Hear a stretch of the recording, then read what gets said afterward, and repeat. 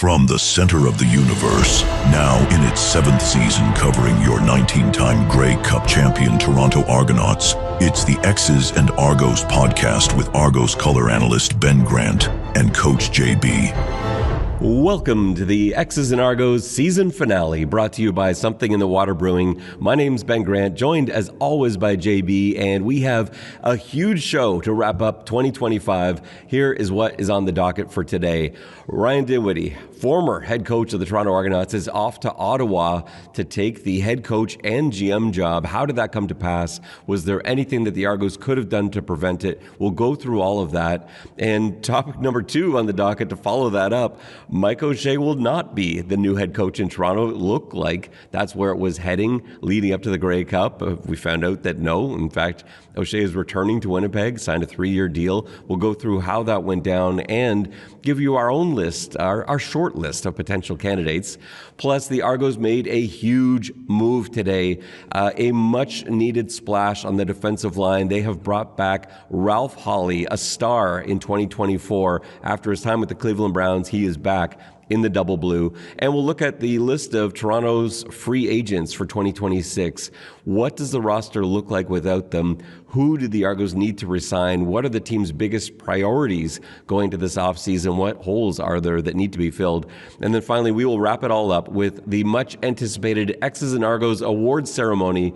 Who are our award winners from 2025? All that and more is coming up on this season finale episode of the Xs and Argos podcast.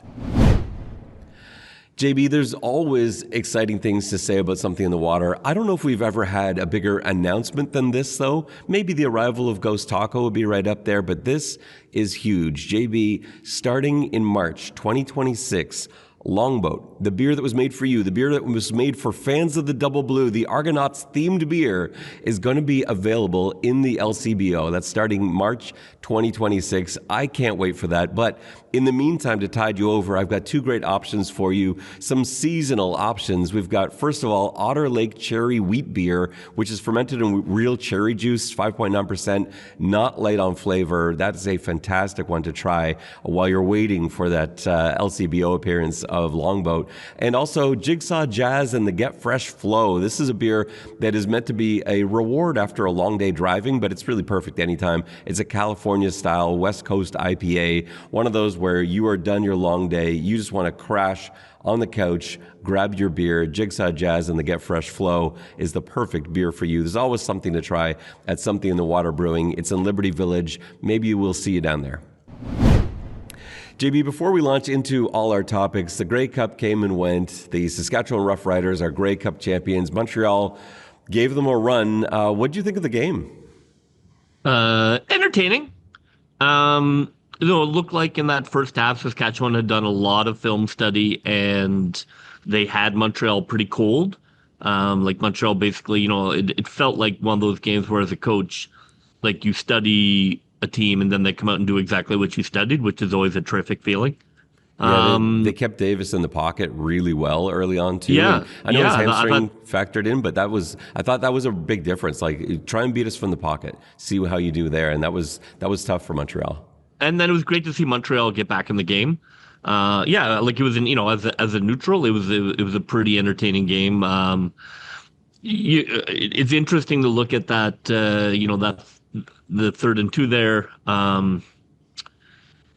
I don't know, is that going to affect people in terms of thinking about, do we really want to put the game in the hands of our 3rd string quarterback? That's a question I think a lot of people had. It was just not very well run. Like, Montreal really kind of threw it away, in my opinion. Like, you certainly wouldn't, I don't even know why you would do a quarterback sneak when you need 2 yards. Well, I think they probably, because that was second down, they would have done it again on third down. I was thinking that as I said that. It was second down. But if you need 2 yards, leave your running back in. Yeah, I know. That's a tough one. It's not a QB sneak. It's 2 yards, like 2 full yards. I think it depends on your guy. Like, look at Tommy Stevens on the other side. Like, he was getting 5 yards a carry on QB sneaks, but like that's not who Montreal has. They don't have like a Strevler or that kind of fullback, halfback, quarterback. And then it was blocked really weirdly. Like, Like the outside guy didn't do a kick out block. Like it clearly wasn't designed for him to do what he did. And I can't imagine how they thought they were going to push that defensive line back 2 yards. Like that's an incredible achievement. And the quarterback, was a quarterback. He wasn't ready to become a running back. So I thought that was a pretty big mistake that cost him. But I thought Saskatchewan deserved to win. I thought they were the better team. They played really well. They're deserving champions, and great to see Coach Mace and get that win. Obviously, we're huge fans of his, so it was nice. And too bad for Jason Moss. I didn't cry big tears for that. There were two plays and two players I feel for, like you already talked about, like Shea Patterson, the fumble, like that. He's going to think about that for the rest of his life. Every time the Grey Cup game comes on, and for the rest of his life, he will remember that fumble that could have been a totally different outcome if that ends up being held on to. Who knows? Who knows how that works? And then the other one was Kabian Ento's almost pick six. I think it was the first drive of the game or second drive of the game. He had a clear path to the end zone, ball right in his hands, and he just dropped it. And we've seen him make that play over and over again. This was a no doubt about it pick six. And how different might that game script have gone if Montreal ends up going up early? Now they can turn to the run game a little bit. They don't have to stress Davis Alexander and that sore hamstring. Like those two plays were massive in deciding this outcome. But that's what you said. Like the Montreal team made mistakes and Saskatchewan didn't, and so they were very much deserving of that Grey Cup win. So great game. My only beef this whole Grey Cup week, JB, was with the awards, and not so much that the East was shut out, although I do have some questions about that with the West winning all the awards. Not so much that the guy that I thought should have won defensive MVP wasn't even nominated. Actually, probably my top three guys weren't even nominated. That wasn't an option. But I think I can't believe that Liram Haralahu did not win Special Teams Player of the Year for his record-setting season. And I get that Vavel was a very exciting kick returner, punt returner, had some great missed field goals returns. He was very exciting. I don't think he was even the best kick punt returner in the CFL. We've talked about this before. I don't want to rehash this too much, but I felt Isaiah Wooden was the best returner in the CFL, and his numbers back that up. His average return was actually better than Vavel's in both punt returns and kick returns. Missed field goals are a whole different ballgame. Those are opportunity issues more than anything else. And so the fact that the guy that was the second best returner in the CFL beat Liram Haralahu, who set CFL and Argos records during this season, had one of the best kicking seasons in history. And he lost to the second best kick returner, punt returner for a special teams award. Again, nothing against Vavel. I think he's really exciting. Love watching him return kicks. This was the wrong choice. Yeah, of course it was the wrong choice. Now, there is a considerable bias among football people about kickers, and even though kicking is part of the game, they don't really recognize them as football players. And so it was always going to be uphill, I think, for him to defeat, not a position player per se, but like somebody who's on the field. I agree with you. I thought Haralahu was fantastic and should have won that. But I also was really shocked that he also won Most Outstanding Rookie. It boggles the mind. You're going to take a punt returner over a middle linebacker? Like, what are you talking about? Like, those are not comparable positions. Like, one guy was a starting linebacker. He has to win rookie. It's not even a question. Like, if you offered that trade to Hamilton, they would laugh for 10 minutes and then hang up the phone. Yeah. What are you talking about? How can you possibly give it to a punt returner over a linebacker? I think what voters look at there is they're like, well, Vavel is one of the best punt returners in the league, and Verisek is not one of the best middle linebackers in the league. But that's a totally flawed way of looking at it. You're comparing rookies, and the fact that one rookie is, I think, a pretty good starting middle linebacker. At maybe the most challenging position, aside from quarterback, that you have. It's like saying, well, we found... he's the lead actor in the play. He's not like, well, this guy's pretty good, but he's only on stage for 4 minutes. It's like, yeah, but this guy's on stage the whole show. Yeah. Yeah, that's and now coming right out of Windsor, right into starting middle linebacker as a rookie. That's a strange one too. But again, it's not meant to bash Trey Vavel. That's not the goal here. And here's a little more East heat. I've got a month worth of heat built up here. Come on, Bo Levi. I mean, look, I don't want to sound like this is a Hamilton podcast, but I gotta support Hamilton in terms of getting screwed over. I don't agree with Nathan Rourke winning it over Bo Levi. Bo Levi had better statistics than Rourke. I thought he was better this year than Rourke. I don't know about that decision at all. I know Rourke is young and Canadian, and ideally, hopefully, by the powers that be, the face of the league. And Bo Levi is on the way out of town. I understand that, but I don't know how. I don't know how you can compare their statistics and come up with him not beating Rourke. I disagree with you on that one. I think it's tight. I think they both had great seasons. For me, what made the difference? Well, first of all, like some of the stats are off because Rourke missed time due to injury, and we saw Well, that's part of. Hey, man, that's part of the game. Yeah, I know, but I don't think you missing a couple games is what you get punished for. It's not like he was kidnapped. No, I know. Yeah, you should be punished. He got hurt. He got injured playing the game. Exactly. No. You got injured. That counts against you. It counts against you if you miss 10 games, not if you miss 2 games, but that does hurt your stats. But even so, Rourke was like the 5th best running back in the entire CFL. Like his rushing yards, his rushing touchdowns, and the way he played down the stretch, he was the best player in the league for the final 10 weeks of the season. There's no doubt about that in my mind. And early on, he did get off to a slow start.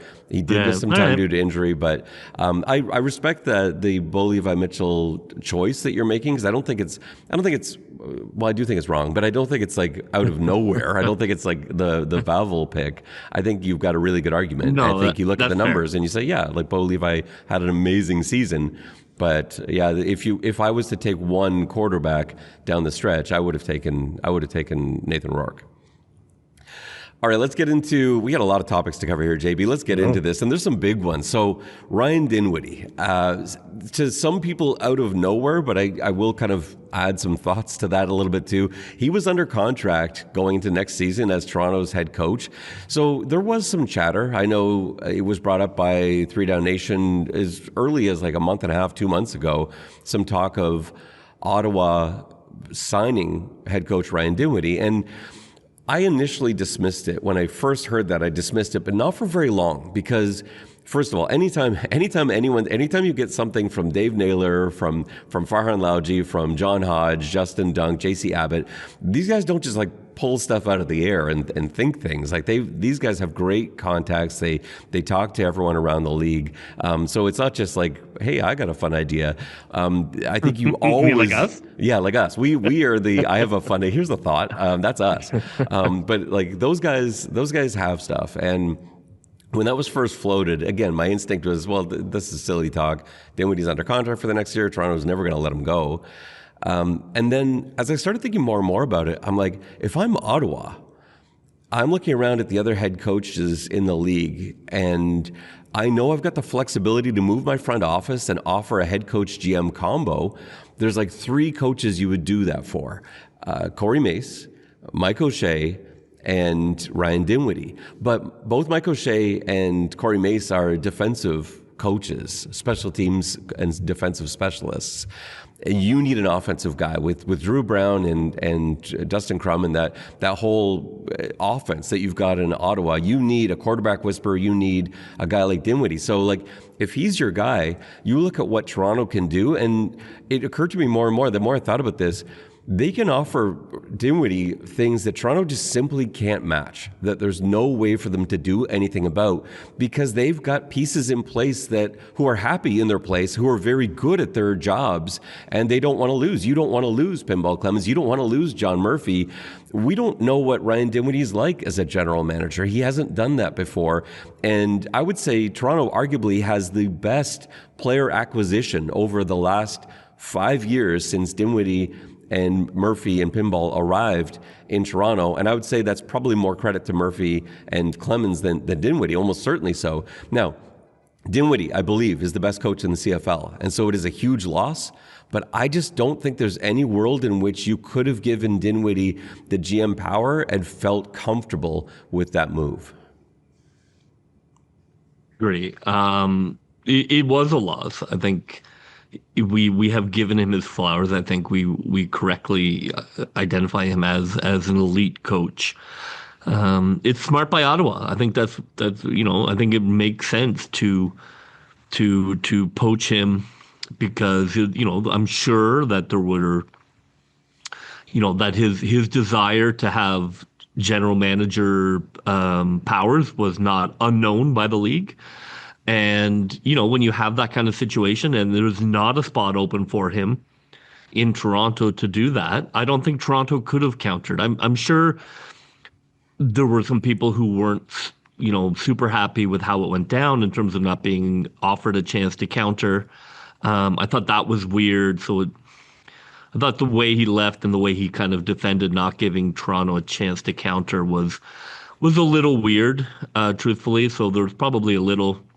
I don't think it was a purely amicable exit, but that's show business, and I think it makes sense for Ottawa what they were doing. And I think from a Toronto perspective, there are some legitimate good names out there to bring in. And it adds a bit of spice to, the world's worst franchise.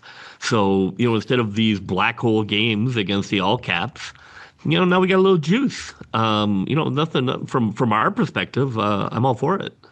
Yeah, but it left Toronto in a bit of a situation. It felt a little bit like the Brent Monson situation from a year ago, where that seemed like the defensive coordinator that Toronto was going to bring in. That seemed like things were fine, and this transitions nicely into the Mike O'Shea situation as well, because that kind of brought back a feeling of that too. It just seemed like out of nowhere, suddenly Toronto, who wasn't expecting not to have a head coach, just lost the best head coach in the CFL. And that was a real kick after having such a rough season. I think Argos fans, they were just trying to, let's just get to this offseason and start this again. We've got Dinwiddie, we've got Kelly, we've got all these pieces. The team's going to be fine next year. And then to lose Dinwiddie, I think was really tough. And then if we can transition onto the next chapter of that, which is the Mike O'Shea saga, this was also a bit of a gut punch because he seemed to be the only candidate people were talking about. So as soon as Dinwiddie left, every message, text, DM I got was, well, it's got to be Mike O'Shea, right? His contract's expired in Winnipeg, or is expiring in Winnipeg. He's a Toronto guy. He's got ties to Toronto. He's played in Toronto. He and Pinball have that great relationship together. And then when permission was granted for him to go and talk to the Argos, it seemed like it was going to be a done deal. And there were rumors about press conferences being called. I don't know if there's any truth to any of that. I don't know that any sort of signing was ever imminent. I don't even know if anything was officially offered. But the long and the short of it is that Winnipeg obviously felt so much heat from this during Grey Cup week that they actually came out with an announcement of an extension, re-signing O'Shea for a 3-year contract, as well as general manager. He also got a 3-year contract to create some stability in Winnipeg. But that just felt like another gut punch for the Argos, because I think a lot of Argos fans had penciled in Mike O'Shea as not just the candidate they wanted and the candidate they were going to get, but I think most Argos fans didn't really have anyone else in mind. And so, again, that Brent Monson feeling, well, what now? That was pretty rough. Yeah. It's hard not to see. I mean, I can't speak for anybody. I'll just talk on my outside. It's hard not to see this as a leverage play. He got on the plane, he came. It feels a little bit disingenuous to come and do the interview if you're not. I just feel at this point, like, if you're coming for the interview, you should take the job. I know you don't have to, but it does feel like the Argos were leveraged against Winnipeg. And again, hey man, that's business is business. Mike O'Shea won 15 games in 2022, and then 14, and then 11, and then 10.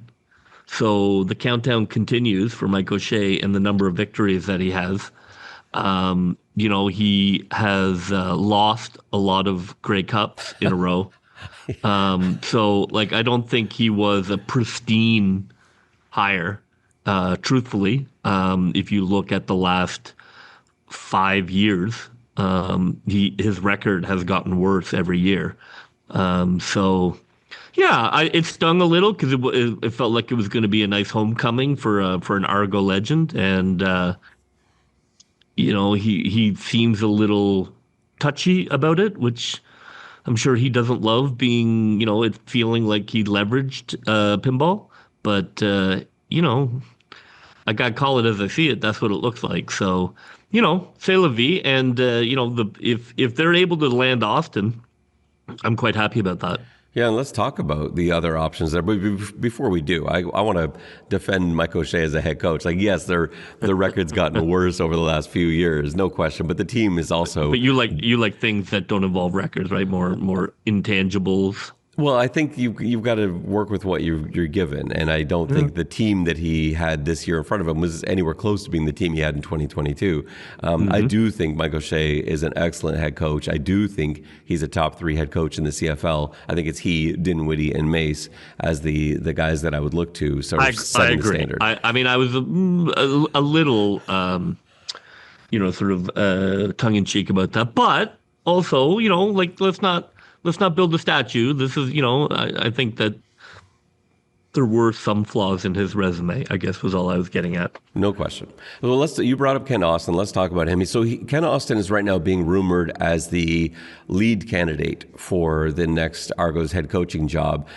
Justin Dunk has a really nice article on 3 Down Nation that you can check out. According to Dunk, MLSE president and CEO Keith Pally is actually leading the coaching search, and he knows Austin well from their time together in Toronto years ago. If you don't know Kent Austin, if you're a relatively new CFL fan, you're like, well, who is this guy? Why I don't know who he is.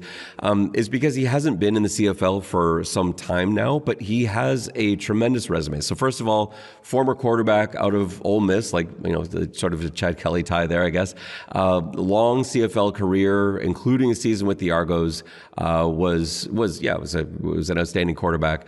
Then became a coach, started with the Ottawa Renegades, ended up with the Argos for 3 seasons as an OC.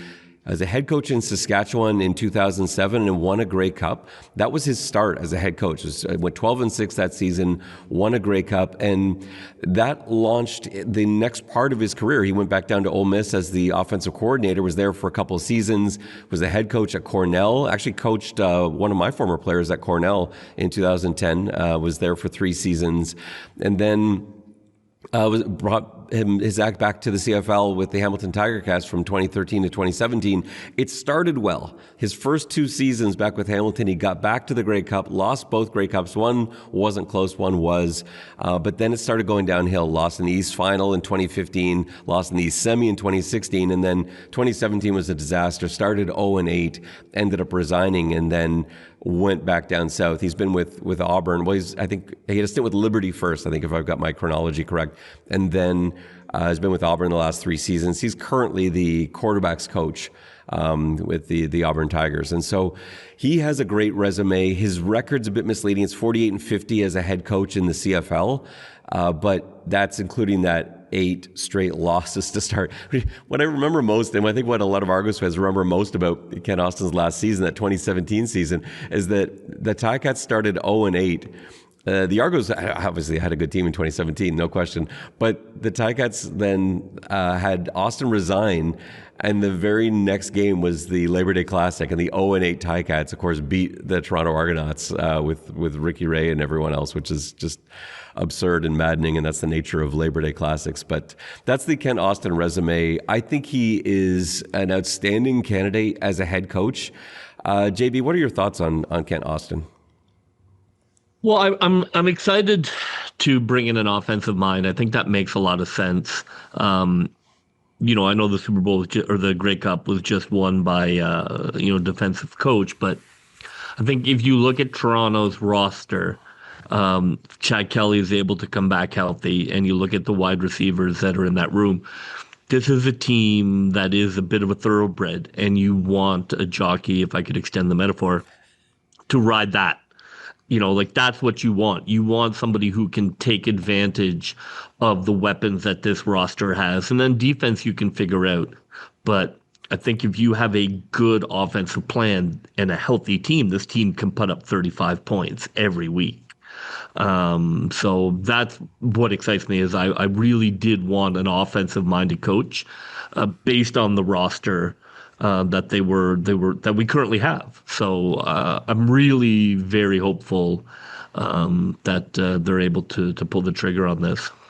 If Ken Austin does get hired, I would like your first question to him to be about how he feels about being the new jockey of the Toronto Argonauts. Yeah. Well, I mean, you gotta get those horses healthy. But yeah, I mean, I think it is. I mean, you can use a race car if you want, but I mean, I think the potential to being a powerhouse offense is absolutely there. So if they don't go the Ken Austin route, the thing is, you got to take a swing after that. Like if Ken Austin doesn't work out, then there are a lot of candidates I'm really interested in, but they're not guys with head coaching experience. Not that way anyway. Like I think, like for my instincts would be I think you got 4 guys on staff that you'd want to interview first. Like Pete Costanza's got 6 Grey Cups in 17 years as a CFL coach. Like give that guy a shot at a head coaching job for sure. You got Mike Miller right there as well. Like 8 seasons in the NFL, was the OC for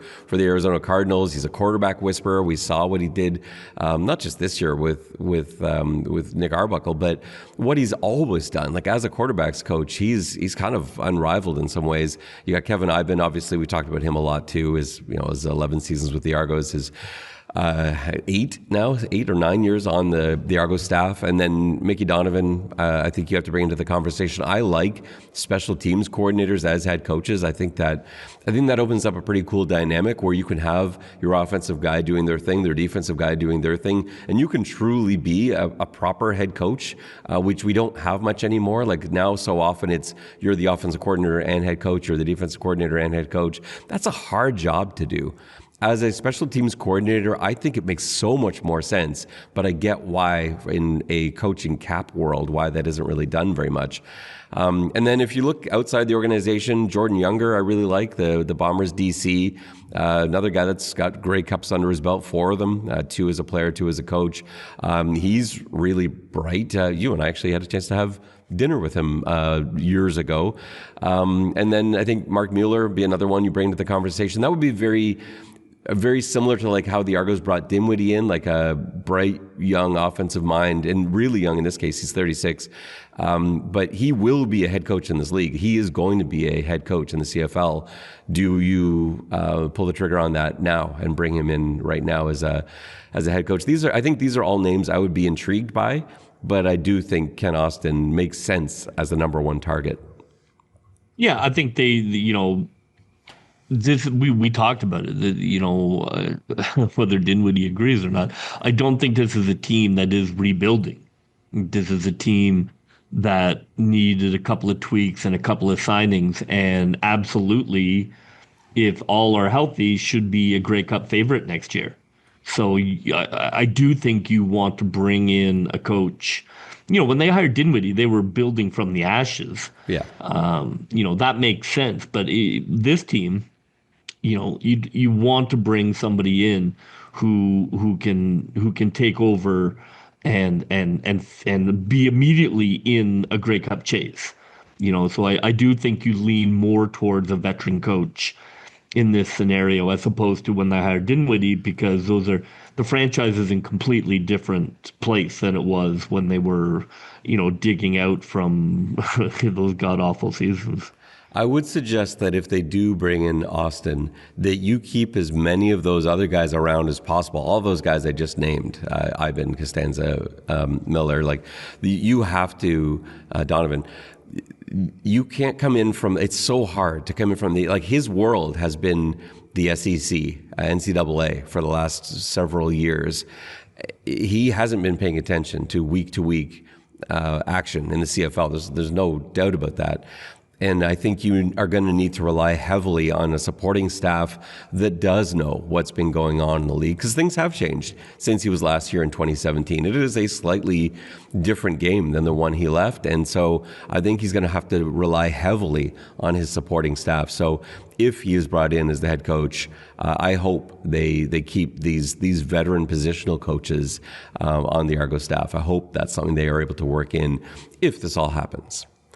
JB, let's get to another huge story just breaking. The fact that the Toronto Argonauts have brought back defensive tackle, star of 2024, Ralph Holley, a guy that just blew up the league, was not someone we were expecting to come in and be a difference maker right away.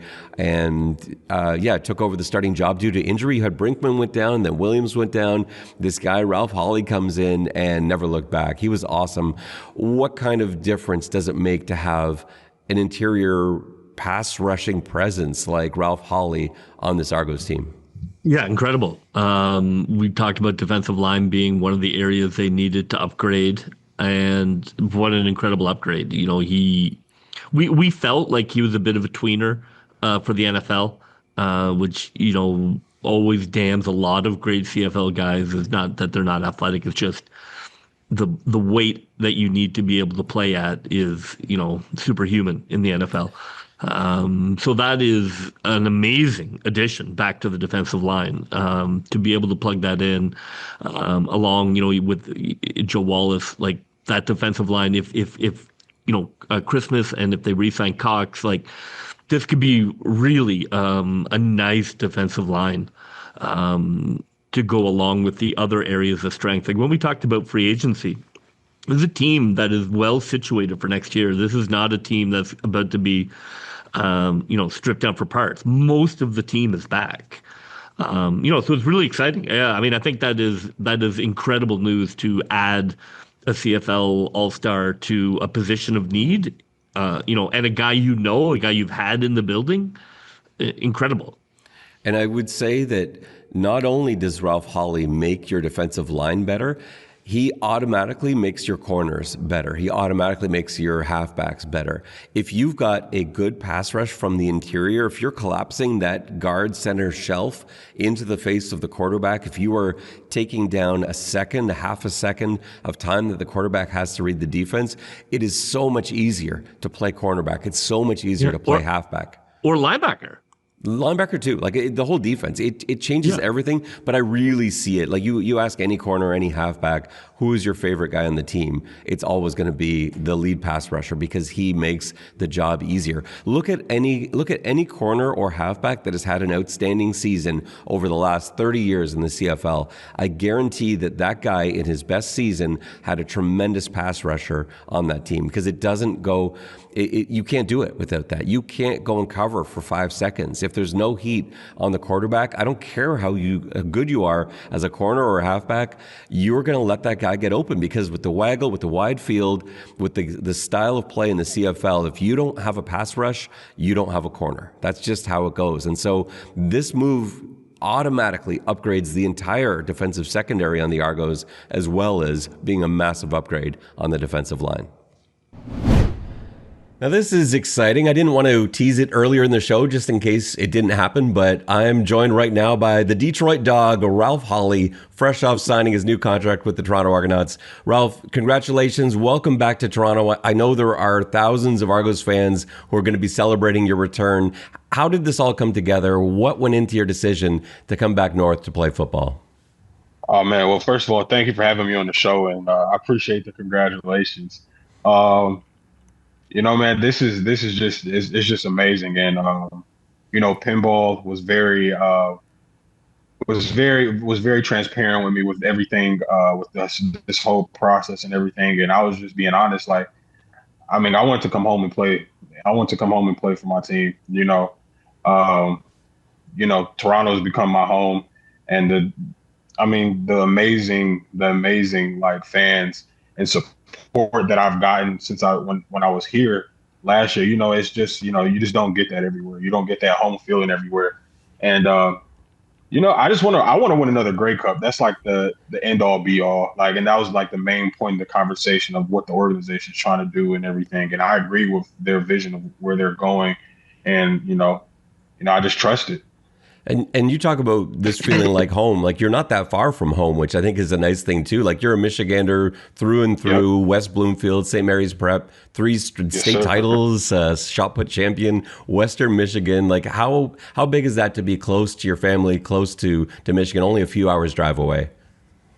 Oh, it's awesome because I also have my new family here in Toronto with all the fans and everything, but I still have my actual family that can come up and visit, and friends and family that can come and see me play and just see how sweet BMO in Toronto is and how the Argos are. So it's cool. It's very nice. It's pretty different this time around. Like at the start of 2024, I don't know how many fans knew who you were and knew that you were on the roster.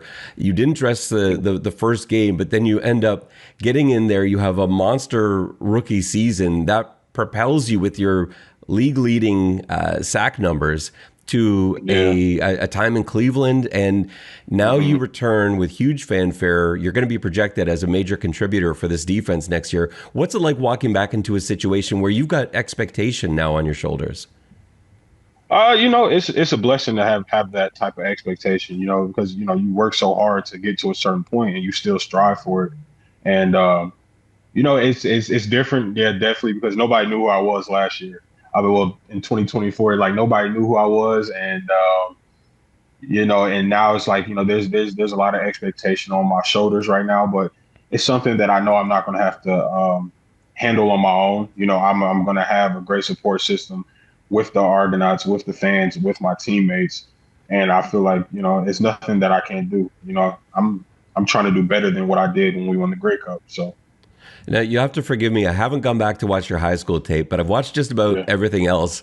To me, your whole football career is like flipping a switch at some point. Like you look Yeah. at Western Michigan, you're a contributor early on, but your last two seasons, you're a monster. You get to hmm Toronto, maybe a slow start, like first four games, you were there, you were making an impact, but then you have hmm 8 sacks over the final 12 games, another sack in the East Final. Even in Cleveland, like watching those three preseason games, 1 and 2, hmm again, contributing, but game three, it's like there's the Ralph Holley. I know that's the switch that gets flipped. What is it about your game where there's just a moment where you're like, oh, I got this now? Yeah, yeah. It's just I feel like it's comfortability within like yourself, and also just the way you play in the system in which you play in. The more you get an understanding of the the system and the play style, the faster it is. The game just slows down for you, and that's what happens with me a lot of times. It's like I get into a place, and it's just a learning process like anything else. And once the game slows down, that's when you yourself can go faster. So I feel like that's the thing with me. Like the game slows down for me at a point with, film study and reading and understanding what different teams are doing. And that just, slows the game down for me and enables me to play faster. And I think the CFL game seems to me to suit you really well. What hmm is it about the style of play that you like? Is it like the spacing, the Yeah. yard off the ball, the tempo? What makes Yeah. the CFL game fit your game so perfectly? Yeah, so one thing that I really do love about the CFL is just how fast paced the game is. It is a speed game. Everybody's very talented. Everybody's very fast here, and and that contributes to my speed as well. Like I'm a big guy, but I'm quick. I'm quick. I wouldn't say I'm the fastest, but I am quick, and that contributes, especially that yard off. My whole gameplay is based off of my get off and how fast and how violent I get off the ball, and that's just how I've always played, and it's not a secret. And I think the CFL definitely contributes to that. Just that yard off gives me that extra time to be a wrecking ball and be a ram, just ramming into people, which I love doing. So, Yeah. you know, it definitely helps. And just, the style of play and how everything is very like pass dominant. Um, and also, there's a lot of runs too, which I love stopping the run as well. A lot of people, I do have a lot of sacks, but I also love stopping the run. One philosophy that I've always lived by is that you have to earn the right to rush the passer. That means stopping the run first and then, you know, getting the rush the passer. Yeah, that you talk about your explosion. Like that's what jumped out to me the first time I saw your film.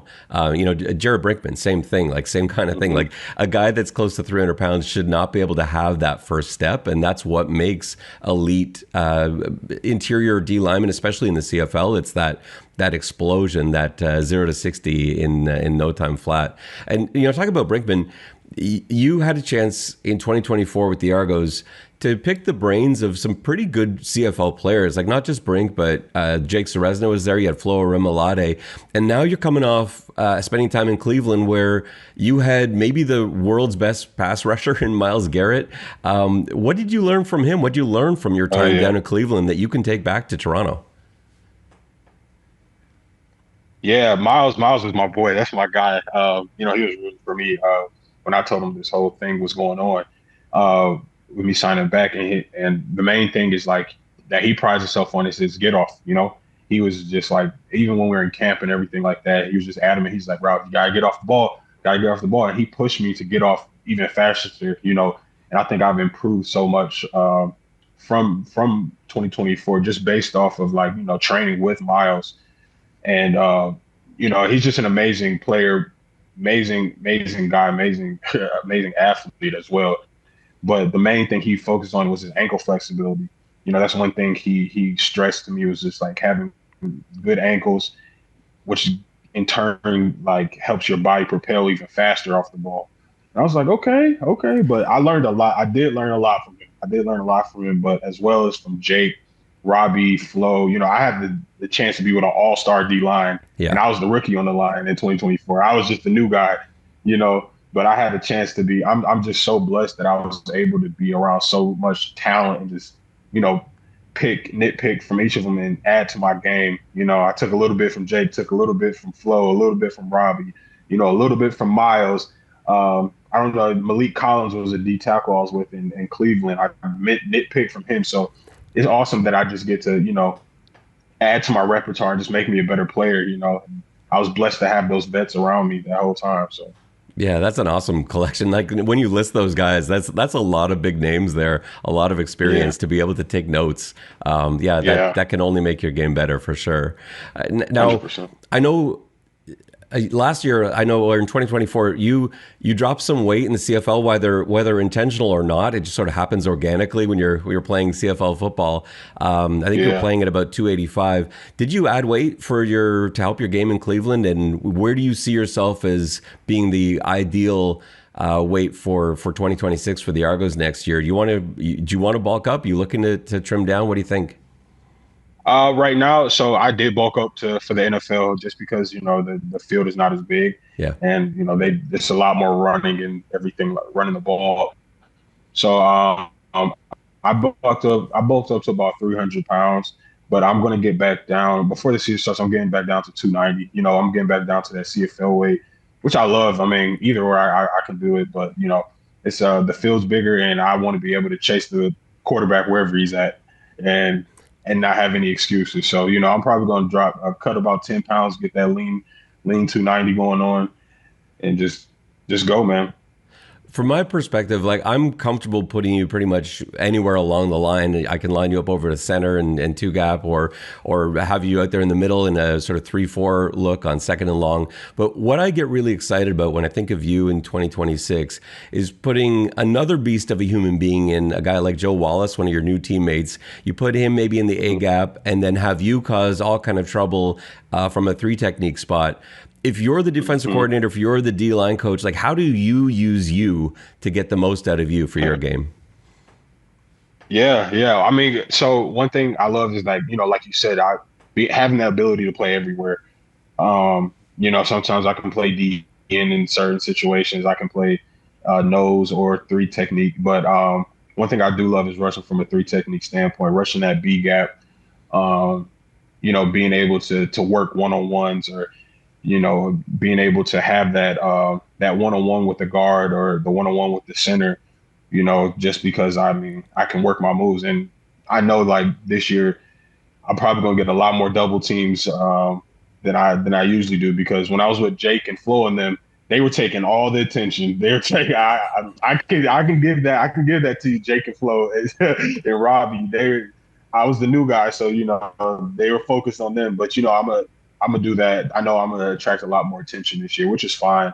It's just I just got to dig deeper in my pass rush bag, and which I'm excited for because I'm about to see some stuff that y'all didn't see from me in 2024. I don't know. I don't know how much you got to watch in 2025, but it was a rough year for the Argonauts defense. There were some injuries, but even guys we know to be really good players struggled, especially in coverage. I think it's because the pass rush was lacking a little bit. How does adding a player like you not just help the D line, but really help the entire defense? Yeah. Defense it's a whole chain. It's a whole nervous system. You got to work from front to back to back to front, So adding that pressure, making the quarterback scared, forcing him to make passes he doesn't want to make, is a big thing for the back end. And the back end is, giving us enough time to rush the passer as well. So, I think it's going to be a huge thing, especially since we have, some great returning vets coming back. And we got Derek and Tea Time and all of them guys. We have a great group back there, and I feel like it's gonna be awesome, especially like when we spend time with each other and build that chemistry. One thing that is so big, I feel like with defenses is building that chemistry off the field. So you can take care of your man. I got you up here. I got you up here, dog. You got me back there. You know what I'm saying? So it comes with that, but I think it'll be good. I can add some definite pressure for those guys just to, do what they do back there, be the fast guys they are. I don't know how much time you've had to reconnect and everything. You only just signed, but is there anyone you're looking forward to seeing, and whether it's working out with or just hanging out with someone from that 2024 squad? Oh yeah, so I kind of kept it kind of secret. I let some people know, but I'm just getting all the texts right now and calls and everything. But somebody I'm really is my boy Tyshawn Blackburn. That is my brother right there. Tyshawn, Tea Time. I want to see Derek. It's almost everybody. I want to see Chad too. I just want to see all my guys. Work out with them. And I did miss him. The one thing that I truly did miss was the brotherhood here, and how tight knit we were as a family. So that's one thing that I really do miss, and I'm so happy to be a part of. And I can't wait to meet my new brothers that through free agency, whoever we meet, whoever we bring in. So it'll be awesome. Yeah, I remember you and Tyshawn, I think we're doing the Tiny Tom Donuts bit after celebrating a win last year. But yeah, you're a character and a heck of a football player. I know they're just as excited as you are to have you back. Look, I know it's been a crazy day for you. Thank you so much for taking the time to talk to us, Ralph. I really appreciate it. It's been awesome. No problem, brother. I appreciate you for having me on, man. That's the Detroit Dog, Ralph Holley, looking to bring some of that Motown magic back to Toronto in 2026. Let's get into some of these free agents, JB. This is not like other years. Like we have started in years past. Really, it's been 3 straight years going into this one, where we have started to look at the free agents for the following season, and we're like, oh my God, there's like 15 All-Stars on this list. How are they possibly going to keep everyone together? It's not like that this year. This, for the first time in the Murphy pinball former Dinwiddie era, is palatable. Something you can deal with. You can pick and choose and sign the guys you feel you really need. It's not a situation like last year, like the year before, where it's like, well, we're going to lose a dozen. Which 2 guys are we going to try and keep? Let's go through some of these by positional group. So first of all, quarterback, there are none. All 5 quarterbacks are coming back, or at least under contract. You got Chad Kelly, Arbuckle, Dagey, Max Duggan, Tucker Horn, all under contract for next year. Running backs, same thing. Not a single running back as a free agent. So Chop Williams, Deontay McMahon, Spencer Brown, all under contract for next season. The one running back, I guess, Felix Garin-Gauthier, a fullback. He's the only fullback on the roster. He is a free agent, but I don't view that as being a load-bearing wall in terms of CFL free agency.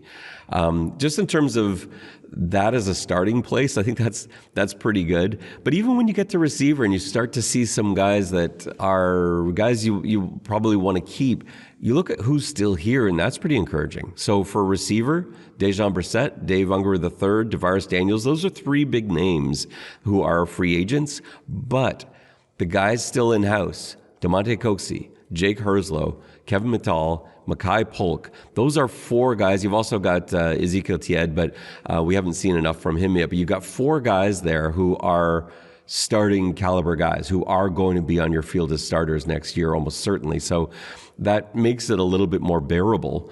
And then finishing out the offense on the offensive line, Shane Richards, Dylan Giffen, Ryan Sevier are all free agents. But as much as the Toronto Argos offensive line struggled this offseason, you can still put together a very good group. I had forgotten, JB, about Josh Donovan. And with him still, because I think he signed a futures contract. He's under contract for next season, I believe, in which case you can pencil him in as a right tackle, and you go back to two American tackles. You probably have Kemp and Donovan as your tackles. You got Nicastro as your center. You can now bring Ryan Hunter back as your left guard, and Sage Dockstader can be your right guard. You've got Anthony Vandal who can back up. You've got Darius Sirocco who can back up at center. You've got John Boss who can back up at the other guard spot. Aneem Dankwa can back up at tackle. George Moore, still under contract, can back up at the other tackle spot. You got 10 guys, two full offensive lines that I'm okay with. So just looking at those offensive guys to start with, JB, this is not code red right now. No, I mean, look, I think you're looking at a couple of guys that should be reasonably affordable,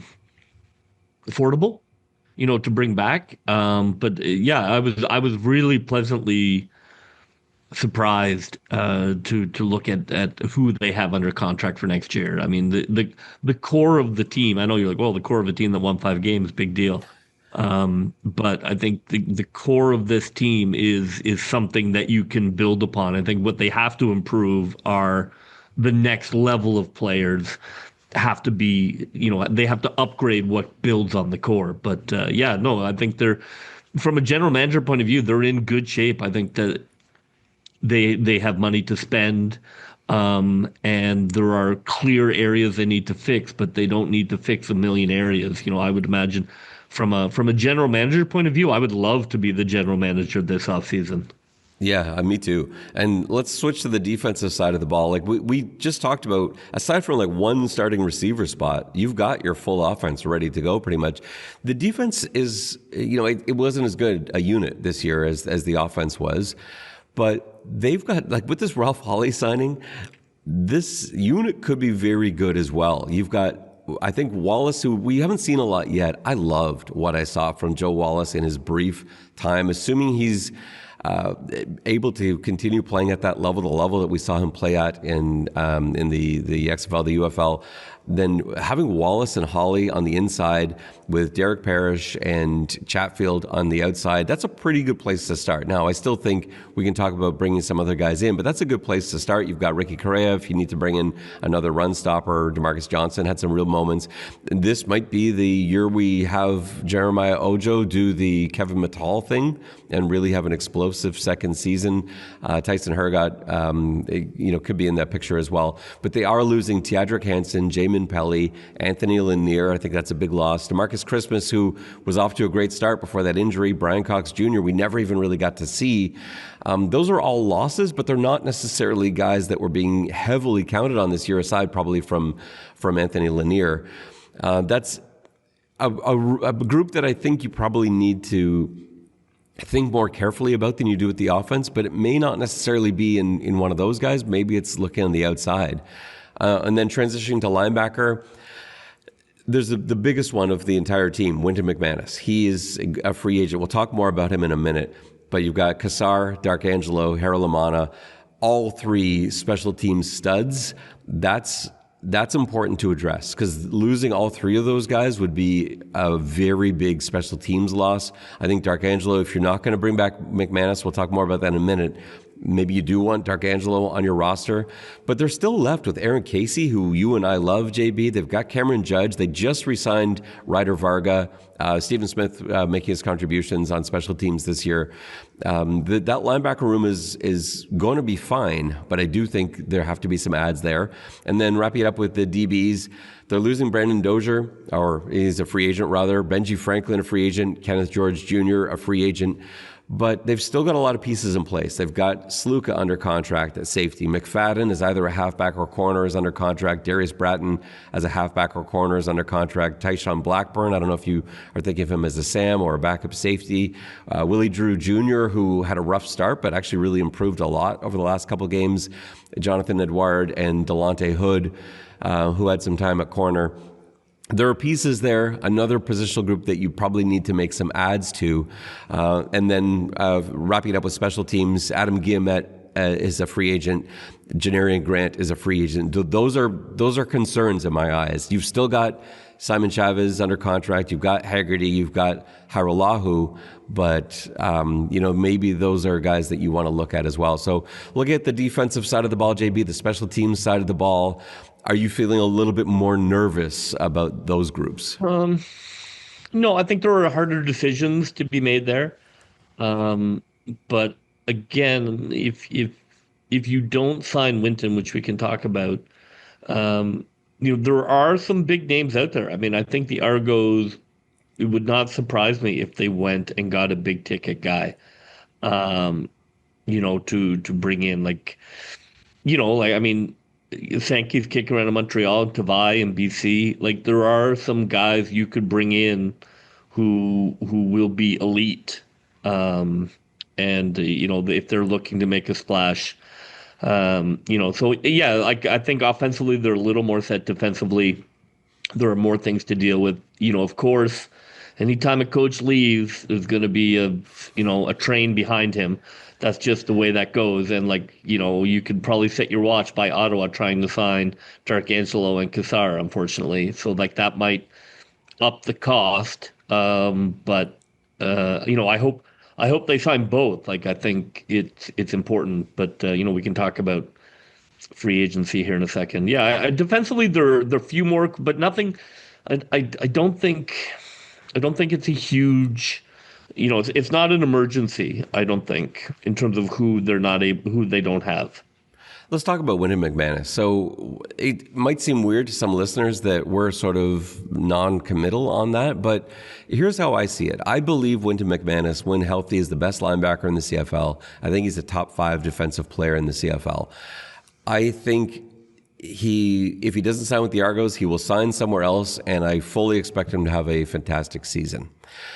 The reason that I hesitate in bringing him back is he will cost a lot, and deservingly so. He should cost a lot. He's one of the best players in the league. Of course he's going to cost a lot. I don't know that that's the best use of budget when you've got guys that I think can step in. I really believe Aaron Casey can be the next big name as a linebacker in the CFL. I really believe that. And I think if it's not going to be Casey, you can sign D'Angelo for a lot less than you're going to sign McManus. And no, he's not as good as McManus. I don't think anybody is. But I think what it allows you to do with the rest of the defense is probably worth it to me. And so if it's me, as much as I love him, and I think he might be my favorite player on the defense, I think if I'm the GM in this situation, I think I probably don't bring Winton back unless it's a fantastic deal, a very team-friendly deal. But I don't want that for Winton. I want him to go and get as much money as he possibly can, and I think someone will be willing to pay him a lot of money. So that's where I stand on the Winton McManus re-signing, and I think you probably feel the same way. Yeah, I mean, he was my number one guy to sign last year. There is sort of that axiom of you always want to sign, get out a year early rather than a year late. I like that they brought him back this year. It didn't work out injury-wise. Injuries tend not to get better as you get older.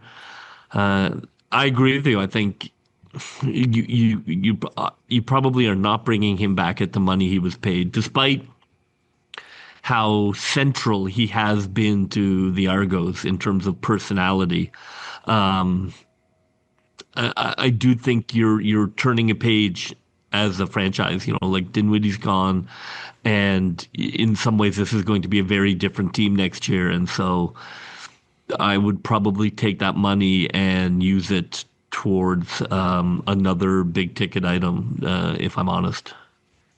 Yeah, I think that's the way to go, and we'll see what the Argos end up doing. But I would fully understand if they end up deciding, you know what, just his leadership is an intangible that we can't buy anywhere else, and so we're gonna bring him back. But I think if it were me and if it were you, I think we'd probably go a different direction.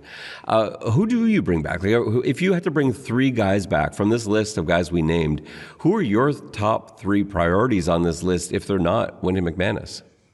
I bring back Cassar. I bring back Darkangelo. I think both are incredibly valuable guys to have on a team in terms of physicality, in terms of what you can use them as. They're just the kind of guys you need on a roster to be a good football team. I'm hoping, if there isn't an Ottawa tax, I'm hoping that neither should be a bank breaker. The Argos didn't go the Grey Cup this year, so you won't have that kind of Grey Cup tax. Everybody's like, I got to get a guy off that team. So that's one of the nice things about winning 5 games is nobody's banging down your door looking for the guys off your roster. So hopefully those guys get good, fair deals. But I'd love to have them both back. And Brissett. Yeah. Again, I think you can get him on a nice deal. Curly Gittins is out there. But I'd love to see them bring Brissett back. I think he's been a very capable member of that wide receiver room, and I have no reason to believe you can't get him back, on a decent deal, barring Coach Dinwiddie's secret love affair for him. I am worried about that Ottawa tax. Everybody went to Edmonton. Everybody went to Saskatchewan. It happens. But I think those 3 guys are all reasonable signings that we should be able to make. And I think Ottawa's got 1 billion receivers. So Brissett's I'm not really worried about losing him. I'd love to bring those 3 guys back. I think they're all really the kind of players you need on the championship roster. I don't think any of them are going to bring you a championship. But when you're looking at a roster, those are the kinds of guys that you need in the building. A guy that I would add to that, if we could extend it to 4, would be Adam Guillemette. I don't think people appreciate long snappers as much as I do. It's a big... Well, I can assure you nobody does. I know, nobody does. But you do, like as a former special teams coordinator too, like how important it is to have a clean long snap. Even I do not appreciate it to the level that you do not. Yeah. Adam Guillemette is the best long snapper in the league. He's a difference maker. Like ask Liam Haralahu how nice it is to know, to not even have to think. You don't have to think about where the ball is. You can just picture the ball there, sitting on the tee in its spot, because that's where it's going to be in less than half a second. And it's special teams is such a huge part of the game. And I think a testament to that is the fact that we're talking about Cassar and Darkangelo as must re-sign guys, because those are special team studs, and it's such a massive part of this game. The weapon that is Liam Haralahu, who is back under contract, he is still a great kicker without Adam Guillemette, but Adam Guillemette makes him a superhero level kicker. And I think if they can find a way, I love Simon Chavez. I think he's next up. He is the next best available guy in any given year. But I think Guillemette is something special, and I think if you can find a way to bring him back, you've got to do that. So I've never, I don't think, had a long snapper on my list of guys that my top 3 or 4 guys you got to bring back this season, but he is on my list. What about a big signing, JB? Like we don't have to scour every CFL team's roster. There's time for us to do that with our free agency special and what we got going on in February. But if you're making a big splash, if they're not going to re-sign Wynton McManus, where do you go to make the biggest possible splash? Where I go is to Winnipeg. And I say, hey, Mike O'Shea, I think I'm going to take Brady Oliveira from you. And I would love to see that. I would love to see them do it. I think it fills a huge hole. I think he'd be a great addition to the team. I would enjoy it on a variety of levels.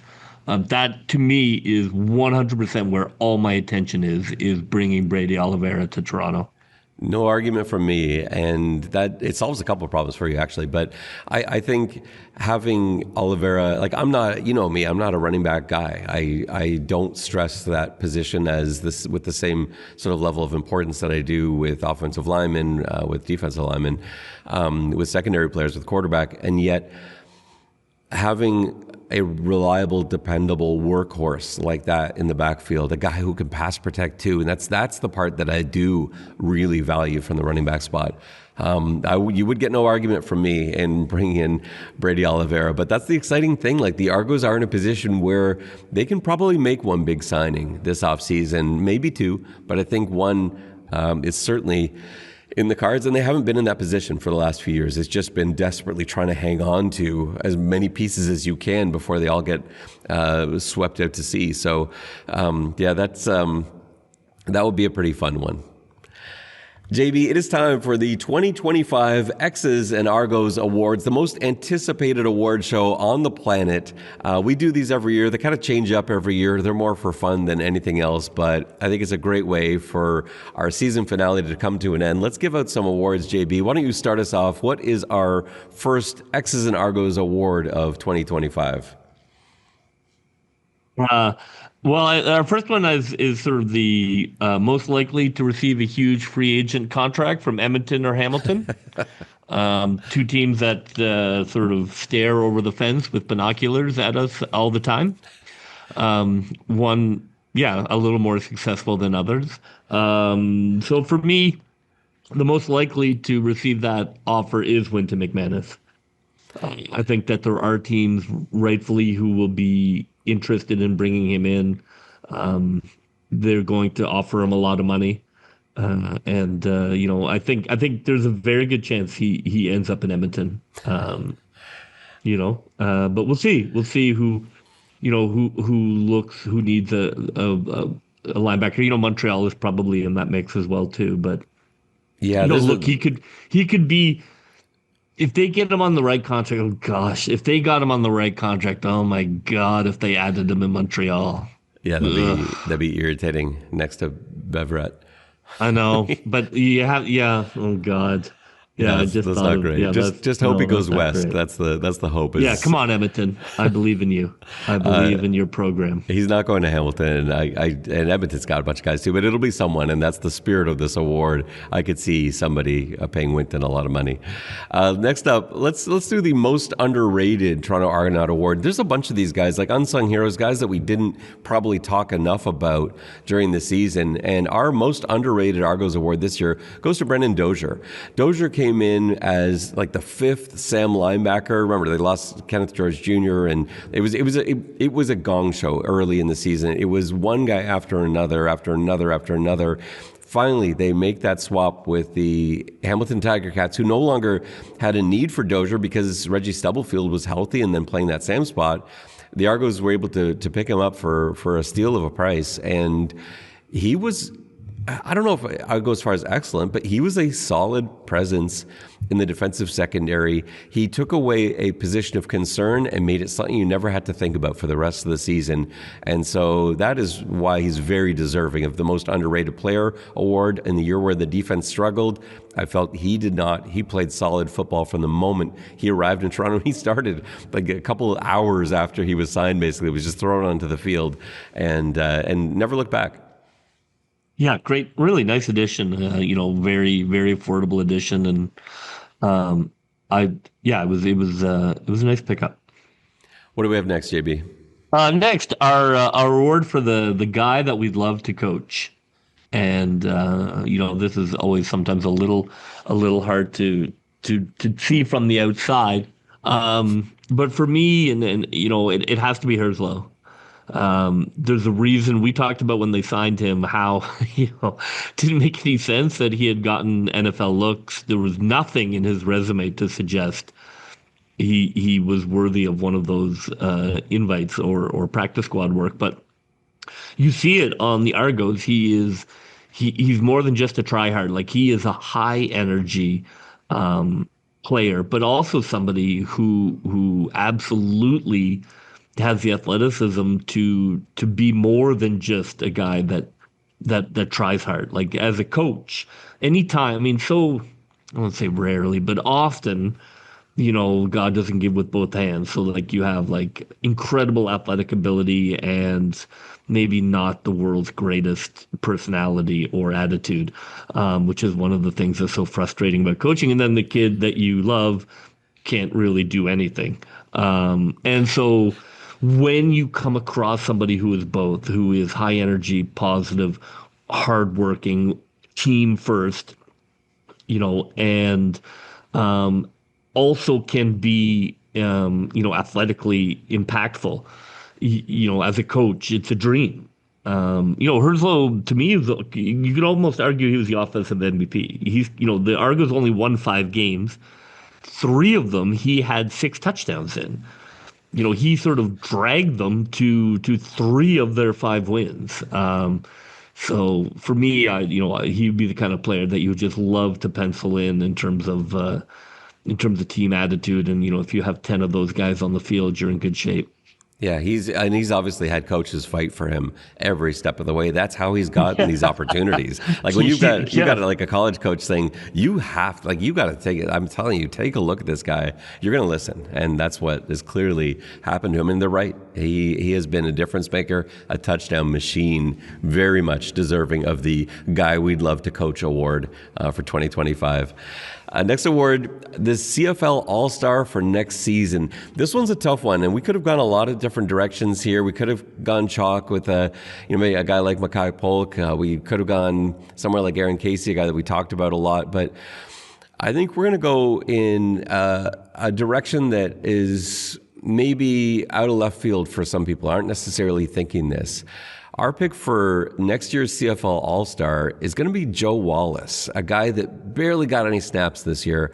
I loved the play that we saw from him when he was in there. If he can play a full season next to Ralph Holley, next to whatever end they end up signing to go along with Parrish and Chatfield, and really get some heat on the quarterback and be a force as a run stopper and help Holley push that shelf back and pressure the quarterback, I think there is room for Joe Wallace to be just as impressive in the CFL as he was in the UFL, and he was one of the best defensive players, if not the best defensive player in that league for a few years. So he's going to be our vote for CFL All-Star in 2026 and is a very deserving award winner. What do we have next, JB? So coming up, we have who's our best new addition? In terms of they didn't add a ton of players. So there wasn't a long list to pick from. It wasn't a year of signing players. But for best new addition to the team, I think we both felt, and we certainly have talked enough times this season about Aaron Casey. Yeah. Where we think that there is real starter talent there that he flashed, that he was, looked like a really terrific addition. And I think probably factors into some questions about like who they sign at linebacker. Because I would bet they are fine with moving him into a more prominent position next season, based on what we saw this year. So he was definitely the best new player they added. We talked about Sluka. I think he was great too, but I feel like Casey is the one where there feels like maybe there's a higher ceiling, but it was close. I thought both were nice adds. Yeah, Casey. I think Casey's going to be a star. I really see that. I kind of had my radar going from the beginning because I am a Cincinnati Bengals fan. I saw what he did in his preseason and his workouts in camp and mini camp and everything else. The guys down there loved him. They talked about him extensively. It's a very tough position to crack in the NFL. And the moment he arrived in Toronto, he was great. He did everything that was asked of him. He was pass rushing. They had him lined up on the D line half the time, but he could also drop into coverage. That's what's so amazing about him is he seems like you look at him physically and you're like, well, this is a run stopping linebacker. But I would argue that he's just as good in pass coverage as he is stopping the run, rushing the passer. Like he can do all of that stuff. And I think we'll probably get to see a little bit more of that next season. Next award is the Positional Coach of the Year. This one, to me, I think, as much as the Argos coaching staff has some fantastic talent on it, I think you can go through each positional group and say, yeah, that's a great coach. But for me, a difference maker this year was Mike Miller, quarterbacks coach, who transformed Nick Arbuckle's game. And you have to give some credit to Ryan Dinwiddie, obviously, as well. But as the quarterbacks coach, we know how important Mike Miller is. We're even going back to the East Final in 2023 and him not being there, and what a difference that made for Chad Kelly. He is the rock for a quarterback. And Nick Arbuckle was going through some very tough times early in the season. He transformed Nick's game. He turned Nick into a guy that suddenly was able to escape the pocket and threaten downfield, and it changed the way that defenses had to play him. Nick was burning teams. Like until the last few games of the season, right before he got hurt, he was scorching everybody from about week 5 onwards. And I give a lot of that credit to Mike Miller, a fantastic football mind, a guy who's been there and done that at the highest level in the NFL and now in the CFL. The Argos are really lucky to have him. He is our Xs and Argos Award winner for Positional Coach of the Year. What's up next, JB? Next is the formerly impressive and now less so Best Haggerty Award. This has become a bit of a runaway as we're down to one Haggerty. However, with Josh Haggerty as a free agent, is there a possibility that this award could regain some of its luster? It would certainly be better with 2 Haggertys on the team. There's no question. Yeah, but as looking at the roster, I think that it's pretty clear, who is the best Haggerty on the Argos. So unfortunately, it wasn't the most competitive award that we've given this year, but congratulations, John Haggerty. You are the best Haggerty. Yeah, without question this year. We will wrap it up with one final award, and a very important one at that. We've renamed it this year. We're now calling it the Better Than Belenovich Award, and that the title in itself tells you all you need to know. Chris Belenovich does an amazing job with the Toronto Argonauts. He's been awesome with us. We kid around with him all the time, and we have commented on his excessive calf workouts on this podcast before. But he truly does a ton of stuff with the Toronto Argonauts, and for us too in the media is our go-to guy and makes our lives so much easier. So if you are better than Belenovich, it means you are operating at an extremely high level. Our Better Than Belenovich award this year goes to Corey Mark, who runs the press box, and it is a tight ship. Corey Mark makes everyone's life on game day so much easier. She's such a pro. It was awesome this year, not only just to work with her again, but in I had to bring my son to one of the games, and she spent the time with him and showed him around and really made him feel special and part of the pregame action. And she knows everybody there is to know in the league, and just couldn't be better at what she does. It is not the same when Corey's not there. So, JB, there's no more deserving candidate for the Better Than Belenovich award than Corey Mark. No, very well deserving. I know I speak for the entire press box in terms of her skill and her personality and her presence and just everything that she brings. Look, I wish that there were more to be achieved with this award for her, but unfortunately, this is it. There will be no award in the mail, but. Nonetheless, I'm glad we were able to recognize a terrific person. That will just about do it for us on this season finale episode of the Xs and Argos podcast. Our schedule as it stands now, hopefully I will be in my new studio the next time we speak to you. I don't know, it might be tight. We'll see, but it has been under renovation and construction, so we've been dealing with this virtual background all season long. I'm excited to get into those new digs and get rid of this virtual background. We will be back to you in February for free agency agency. We'll have our free agency special. We will check in with you. A lot will probably happen between now and then. We'll almost certainly have a head coaching update. We may have some signings to report. All of that stuff that we can get to in our free agency special, and it'll be here before you know it. In the meantime, have a great holiday season. Have a happy New Year, and we'll talk to you in February. For JB, this is Ben Grant saying so long, and may all your pre-snap reads be good ones. I'll see ya.